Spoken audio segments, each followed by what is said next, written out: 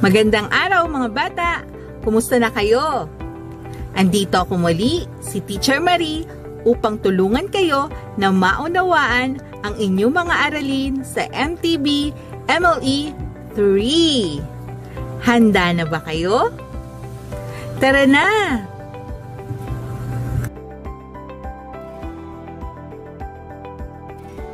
Tayo ngayon ay nasa ika-4 na linggo na ng unang markahan. Ang pag-aaralan natin ngayon ay ang paggamit ng mga panlapi at salitang ugat. Sa pag-aaral ng module na ito, inaasahang magagawa mo ang mga sumusunod. Una, nakikilala ang panlapi at salitang ugat. Ikalawa, nasasagot ang mga tanong sa lunsaran. At ikatlo ay nakagagamit ng kombinasyon ng panlapi at salitang ugat sa pagpapakahulugan ng mga salita. Bago natin simulan ang ating aralin, ay tukuyin muna natin ang salitang ugat ng mga sumusunod na salita. Una, kagalakan. Ikalawa, kayamanan. Ikatlo, katalinuhan. Ikaapat, pagmamahal. At ikalima ay kahirapan. Ikaw ay may 10 segundo para sagutin ito.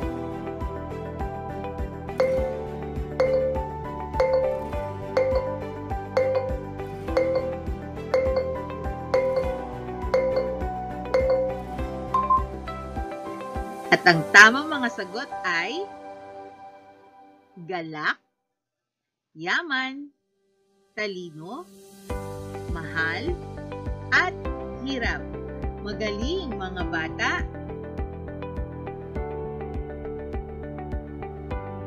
Basahin ang sumusunod na mga salita.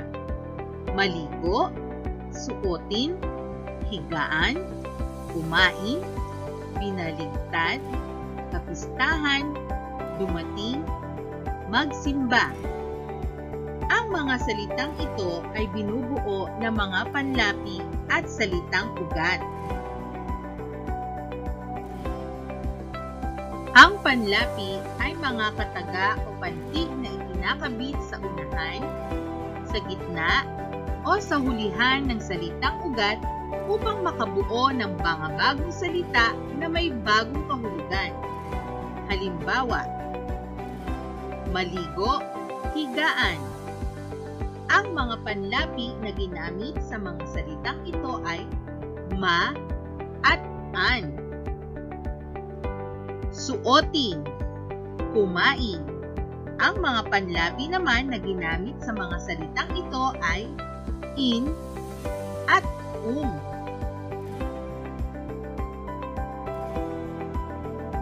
Ang salitang ugat naman ay ang salita na may tiyak na kahulugan kahit walang ikinabit na mga panlapi. Halimbawa, binaligtad at dumating. Ang mga salitang ugat ng mga salitang ito ay baligtad at dating. Kapistahan, magsimba. Ang salitang ugat naman ng mga salitang ito ay pista at simba.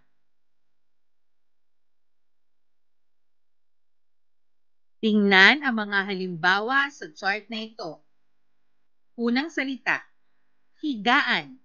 Ang salitang ugat ay higa at ang panlapi ay an. Ikalawa, maligo. Ang salitang ugat ay ligo at ang ginamit na panlapi ay ma. Ikatlo, dumating. Ang salitang ugat ay dating at ang panlaping ginamit ay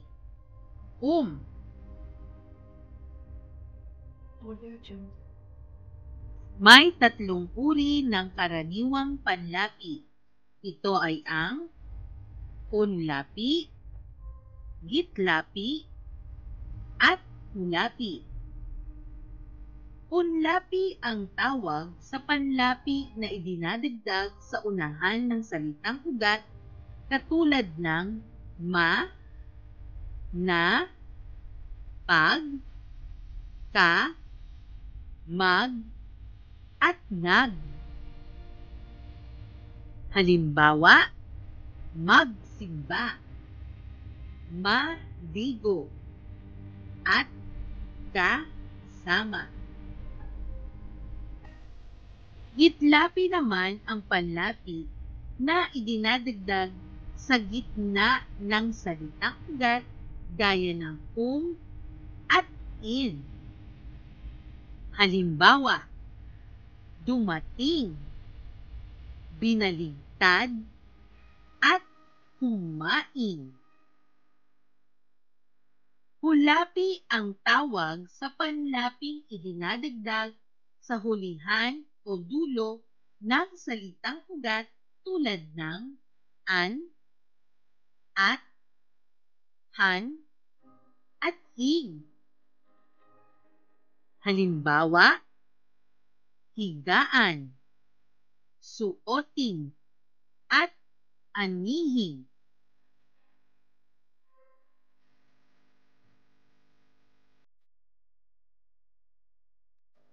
Maaari ding makita ang mga panlapi sa kabilaan ng salitang ugat. Ang ibig sabihin nito, nasa unahan at hulihan ng salitang ugat ang mga panlapi kagaya na lamang ng salitang kapistahan.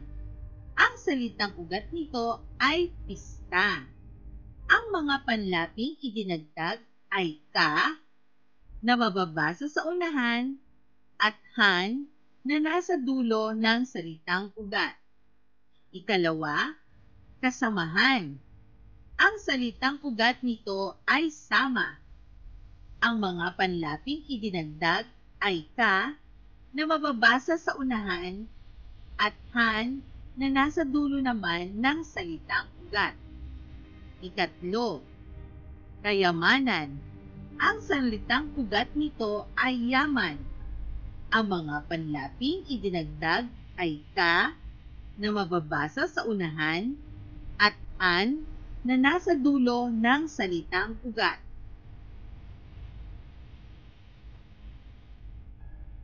Ang paggamit ng mga panlapi ay nagkakaroon ng epekto sa pagbabago ng salita at kahulugan.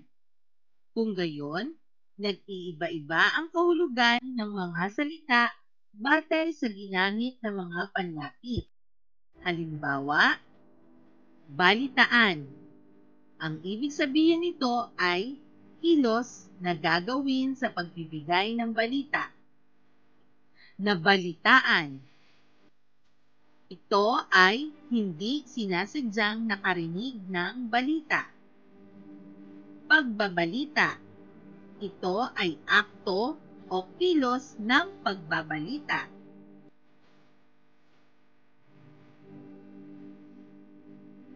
Kabalitaan. Ito ay ang taong kapalitan ng balita. Nagbabalita. Ito ay ang kasalukuyang kilos sa pagbabalita. Binasa. Sinadyang pagbasa. Nabasa. Hindi sinasadya ang pagbasa. Mambabasa. Ito ay ang taong magbabasa. Ginamit sa halimbawa ang ilang kombinasyon ng mga panlapi at ikinabit sa salitang ugat.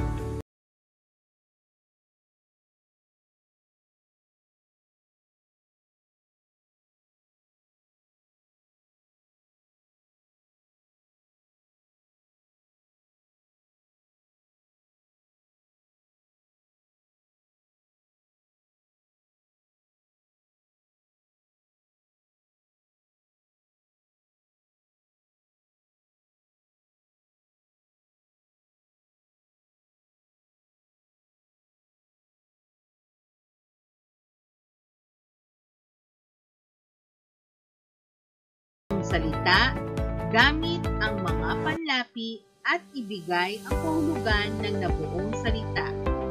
Mga salitang ugat. Hirap. Yaman. Sikat. Harap.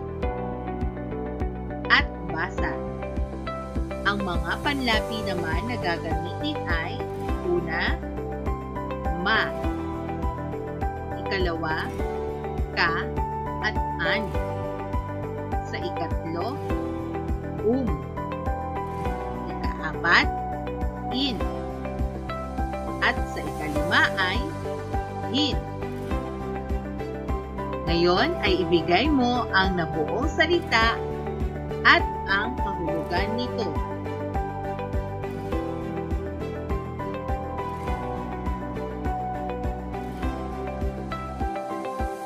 Una,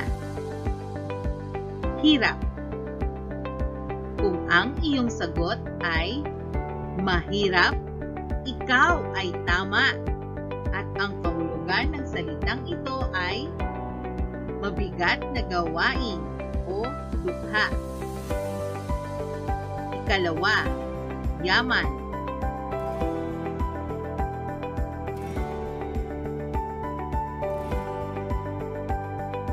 Kung ang iyong sagot ay kayamanan, ikaw ay tama. At ang kahulugan ng salitang ito ay sagana sa isang bagay.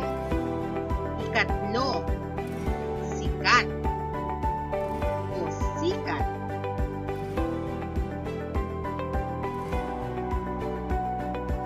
Kung ang iyong sagot ay sumikat, ikaw ay tama. At ang kahulugan ng salitang ito ay tumaas o nakilala. Ikaapat, harap.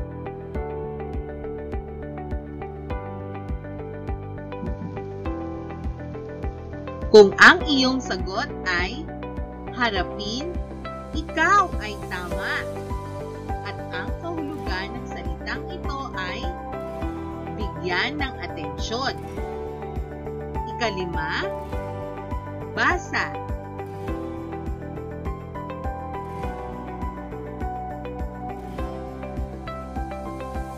Kung ang iyong sagot ay basahin, ikaw ay tama.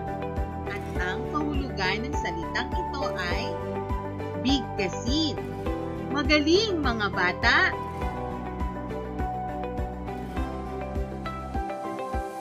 Ngayon naman ay basahin ang mga salita sa loob ng chart at tukuyin ang salitang ugat at ang panlaping ginamit. Ikaw ay may 10 segundo para sagutin ito.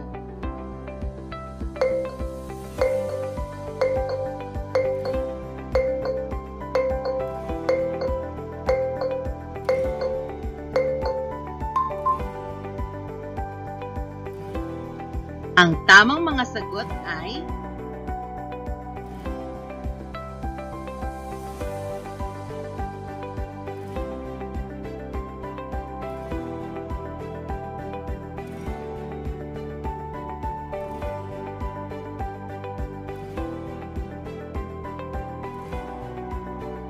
mahusay mga bata! At para naman sa ating huling gawain, bilugan ang panlapi sa bawat salita at tukuyin kung anong uri ito. Una, masaya.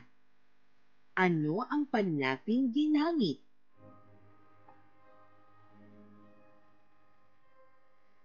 Ma, at ito ay unlapi. Magaling! Dahil ang panlapi ay makikita sa unahan. Ikalawa, sumayaw. Ano ang panlaping ginamit?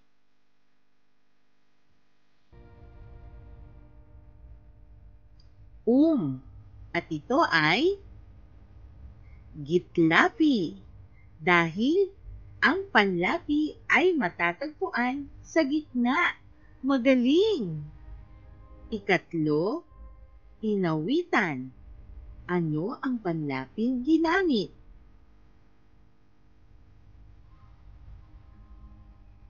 in, at an. At ito ay kabilaan dahil ang mga panlapi ay matatagpuan sa unahan at sa hulihan. Napakagaling! Ikaapat, alipinin.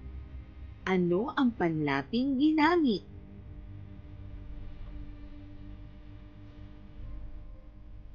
In. At ito ay hulapi dahil ang panlapi ay makikita sa hulihan. Magaling! Ikalima, pumasyal. Ang panlaping ginamit ay